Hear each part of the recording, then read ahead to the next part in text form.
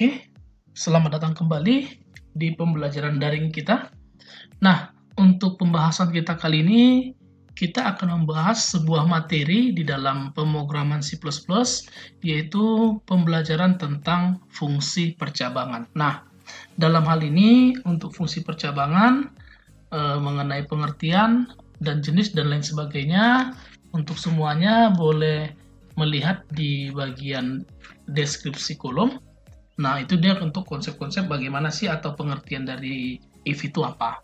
Nah, kali ini kita langsung masuk tentang bagaimana sih menerapkan sebuah fungsi percabangan if di dalam C++ itu sendiri. Nah, kita ambil sebuah contohnya langsung. Di sini kita buat include stdio, lalu include kembali onio, include stream. Nah, yang berikutnya kita buat untuk struktur berikutnya adalah using namespace. Oke. Nah, setelah itu in main, di bawahnya kita tambahkan return null. Oke, langsung saja kita akan tambahkan sebuah variabel. Nah, di sini kita mau buat apa sih programnya?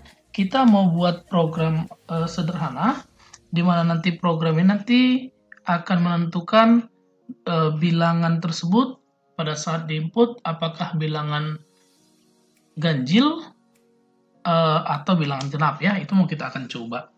Nah, dalam hal ini mungkin sedikit saya jabarkan tentang fungsi percabangan. Jadi di dalam fungsi percabangan if, jadi dalam fungsi if itu dibagi menjadi dua pada umumnya. Ada yang namanya if tunggal, ada yang namanya if majemuk. Nah, kalau if tunggal berarti fungsi if di mana kondisinya atau statement kondisi dari kondisi dia hanya ada dua. Contohnya apa? Lulus, gagal. Lalu hidup, mati. Tidak ada pilihan, hampir mati ya. Lalu apa lagi? Pria, wanita. Dan banyak lagi contoh-contoh dari fungsi-fungsi if tunggal. Nah, sedangkan kalau fungsi if majemuk, dia statement kondisinya lebih dari dua. Contohnya apa? Grade. Grade A, B, grade C, grade D, dan grade E. Lalu nilai sikap, ada baik, sangat baik, baik, cukup, kurang, dan banyak lagi sebenarnya contoh-contoh yang bisa kita lakukan. Nah, dalam hal ini kita langsung aja kita buat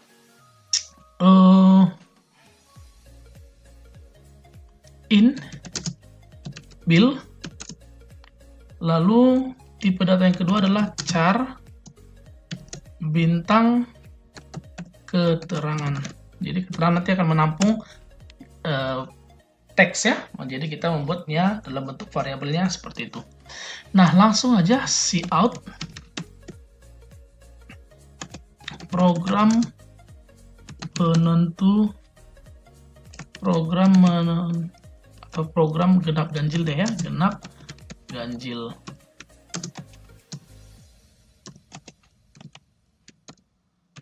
Cout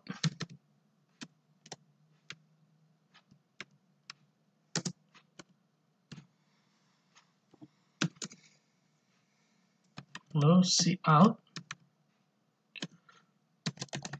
kita buat sementara kita akan coba membuat program sederhana, yaitu program pada saat sebuah nilai di input dia akan menentukan bahwa nilai tersebut termasuk bilangan genap atau bilangan ganjil. Nah, jadi ini termasuk ke dalam if apa? Ini adalah if tunggal ya. Karena sebuah bilangannya yang dipilih kalau dia tidak genap ya ganjil, kira-kira seperti itu. Masukkan sebuah bilangan. Masukkan sebuah bilangan. Nah, di sini kita buat cin bill. Jadi cin itu fungsinya masih ingat ya, di video-video sebelumnya saya sudah ada pernah bahas tentang apa sih fungsi dari cout, apa fungsi cin dan lain sebagainya. Nah, setelah itu masuklah kita ke fungsi logika. Yang pertama, kalau kita membahas tentang sebuah fungsi percabangan, ingat baik-baik di sini. Kalau misalkan saya mengajar kepada siswa, saya lebih sering mengatakan kalau kita mengetikkan sebuah fungsi if biasakan mengetik langsung dengan strukturnya secara lengkap. Kenapa? Kebiasaan kita dalam mengetik yang paling sering salah itu adalah lupa menutup sesuatu. Nah, hal-hal itu sering kali terjadi di masalah kecil terakhir menjadi permasalahan yang cukup sering dilakukan oleh setiap siswa yang belajar ya. Nah, jadi kita langsung buat dulu strukturnya. Bagaimana struktur dasar dari if ini? Jadi if buka kurung tutup kurung, buka kurung kurawal, tutup kurung kurawal. Inilah struktur dasarnya. Di mana di dalam buka kurung tutup kurung, di sini adalah kondisi. Kalau dalam Excel istilahnya adalah logical test. Nah, sedangkan di dalam kurung kurawal apa? Di dalam kurung kurawal itu adalah statementnya. Jadi jika kamu pergi, nah kamu pergi itu adalah kondisi, maka saya akan tetap di sini. Maka saya akan tetap di sini, itu termasuk ke dalam bagian statement. Kira-kira seperti itu ya. Nah, jadi jika bagaimana? Sekarang kita bahas bahwa di dalam fungsi atau penentu sebuah bilangan genap ganjil, di dalam sebuah bilangan genap ganjil, ada dua kondisi. Apa itu? Yang pertama, jika bilangan habis, ingat di sini saya menggunakan kata habis ya, habis dibagi 2, maka bilangan tersebut adalah bilangan genap. Sedangkan jika bilangan tidak habis, atau misalkan jika dibagi dengan 2 sisanya adalah 1, kita buat aja sini udah habis dibagi 2 ya, maka bilangan tersebut adalah bilangan ganjil. Nah, ada istilah habis, bedakan ya, habis dengan bisa itu berbeda. Contoh, kalau saya katakan berapa sih contohnya bilangan genap, semuanya pasti sudah tahu. Nah, misalkan kalau kita katakan bilangan genap itu adalah 2, 4, 6 dan seterusnya. Lalu pertanyaan berikutnya adalah bilangan genap itu bilangan yang bagaimana sih? Jadi yang pastinya bilangan genap itu bukanlah bilangan yang bisa ditambah 2, itu salah. Atau tidak bisa dibagi 2, itu juga salah. Misal, bilangan yang bisa dibagi 2, ya 3 bagi 2 bisa atau tidak? Jawabannya bisa. Kenapa? 3 bagi 2 hasilnya 1,5.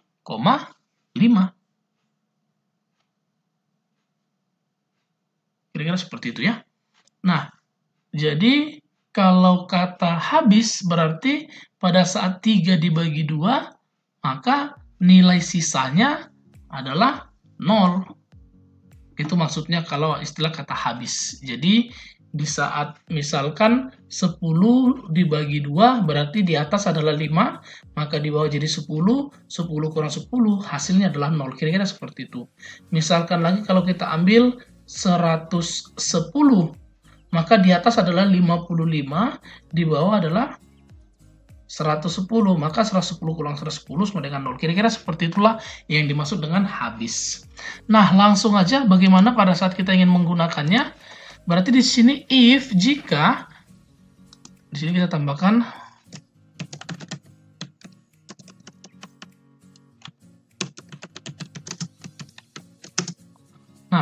if, jikanya bagaimana? Jika bilangan, itu yang menjadi nilai ukur kita yang mau kita uji. Jika bilangan habis dibagi 2, nah istilah habis dibagi 2 dalam istilah program itu disebut dengan mod. Mod itu adalah sisa hasil bagi. Nah, di dalam beberapa program yang lain, biasanya mod ditulis seperti biasa, MOD. Di dalam C++, untuk mod itu sendiri ditulis dalam bentuk persen. Jadi ingat ya, persen itu dalam C++ itu adalah sisa hasil bagi. Sama dengan 0. Nah, itu kok sama dengannya ada 2. Nah, ingat baik-baik, di sini ada istilah yang namanya simbol perbandingan. Nah, simbol perbandingan itu seperti ini ya, berbeda dengan sama dengan. Kalau sama dengan itu mengambil sebuah nilai, kalau 2 sama dengannya itu adalah pembanding. Contoh, kalau pembanding ya, lebih besar berarti seperti ini.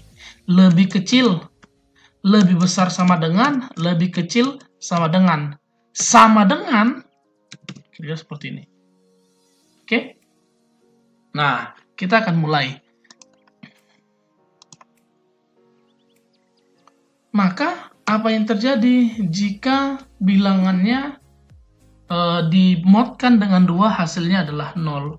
Maka jika itu yang terjadi, keterangan sama dengan bilangan genap.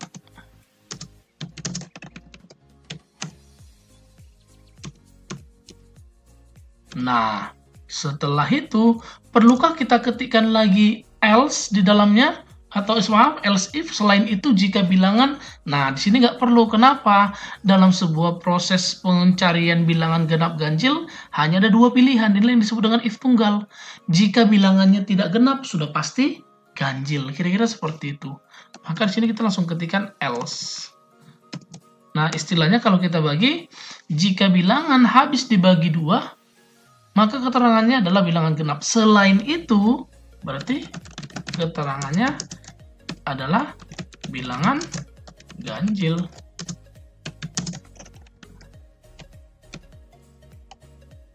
Nah, di bawah kita tinggal buat outputnya. Cout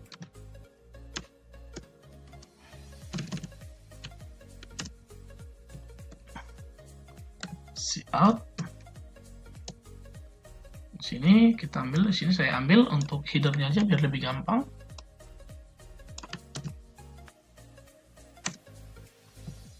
Cout. Kita tampilkan dulu deh variabelnya ya. Jadi variabel bilangan, baru kita tambahkan di sini adalah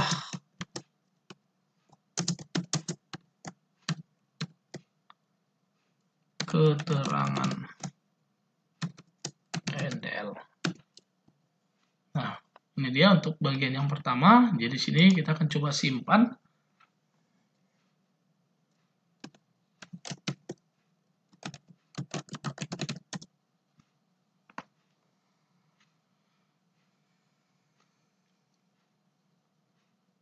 Oke, muncul dia. Kita akan mulai cek. Masukkan bilangan. Kita masukkan misalkan 67. Kita akan cek 67 itu termasuk bilangan genap atau bilangan ganjil. Saya enter. Nah, katanya 67 itu adalah bilangan ganjil. Jadi kalau misalkan di sini kita akan coba jalankan lagi. Lalu setelah itu kita akan masukkan datanya. Masukkan bilangan, kita masukkan 140 misalkan. Dan katanya bahwa 140 itu adalah bilangan genap. Nah, kira-kira seperti itulah untuk bagian yang pertama. Oke. Yang berikutnya di sini kita lanjutkan kembali untuk bagian fungsinya lagi. Di sini saya boleh copy paste ya. Saya pastekan. Nah, yang berikutnya di sini masih sama konsep yang kedua. Kita mau bahas apa? Nah, kita bahas yang sedikit berbeda dari fungsi yang pertama. Kalau yang pertama tadi program yang kita buat adalah program untuk menentukan bilangan genap ganjil. Nah, sekarang yang kita buat adalah bilangan positif, negatif, netral. Nah, ini dia program yang mau kita masukkan. Jadi hampir sama ya dengan genap ganjil yang tadi. Masukkan sebuah bilangan. Masukkan sebuah bilangan. Sein bil. Nah, sekarang di sini saya hapus dulu karena kita mau pemanfaatannya adalah di bagian fungsi logikanya. Oke. Nah, kalau sudah, kita akan mulai.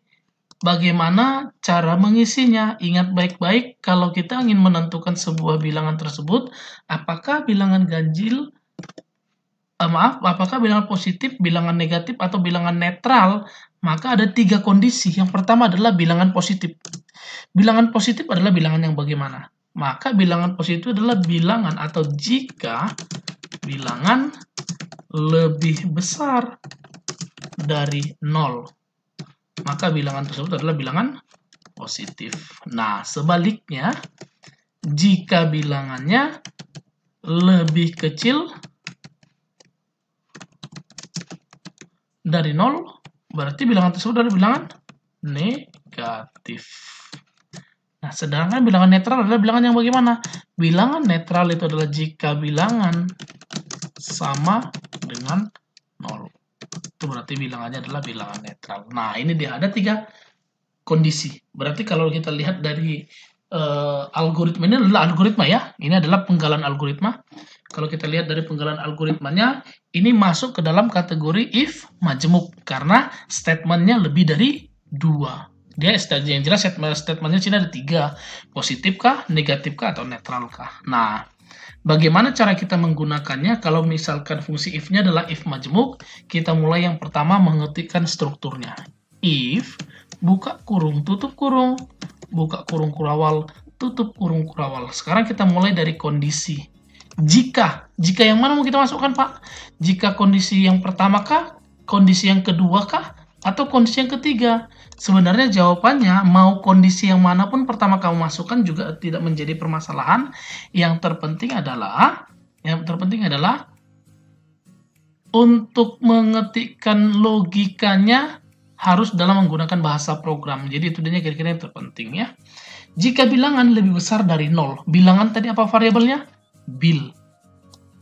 Berarti if bil lebih besar dari 0. Nah, apa yang terjadi jika bilangannya lebih besar dari 0?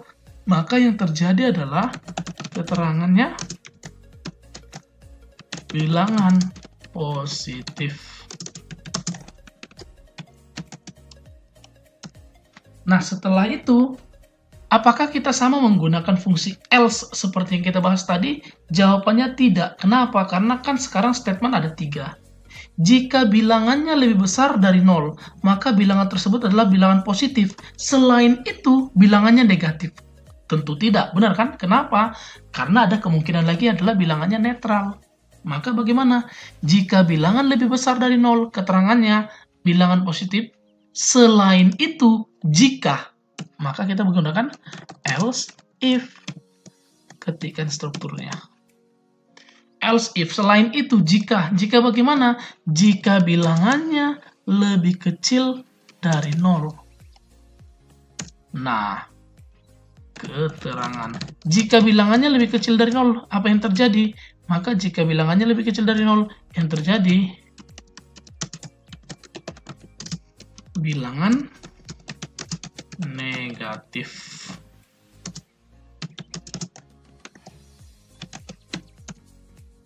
Oke. Nah, jika bilangannya lebih besar dari 0, bilangannya positif. Selain itu, jika bilangannya lebih kecil dari 0, bilangannya negatif. Nah, perlukah kita ketikkan selain itu jika lagi?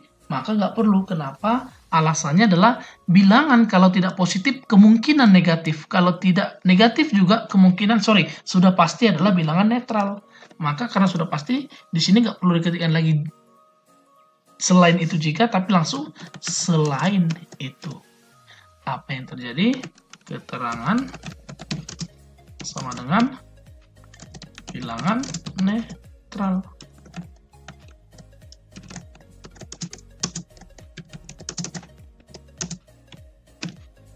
Nah, ini dia kira-kira outputnya masih tetap sama, kita hanya rombak sedikit saja. Bilangan gerak ganjil menjadi bilangan positif, negatif, netral.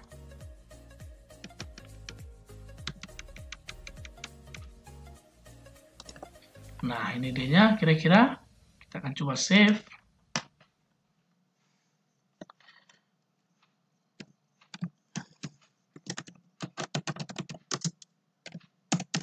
Nah, kira-kira seperti itulah untuk pembahasan kita hari ini. Semoga dengan adanya video pembelajaran ini menambah wawasan untuk teman-teman semua. Terima kasih.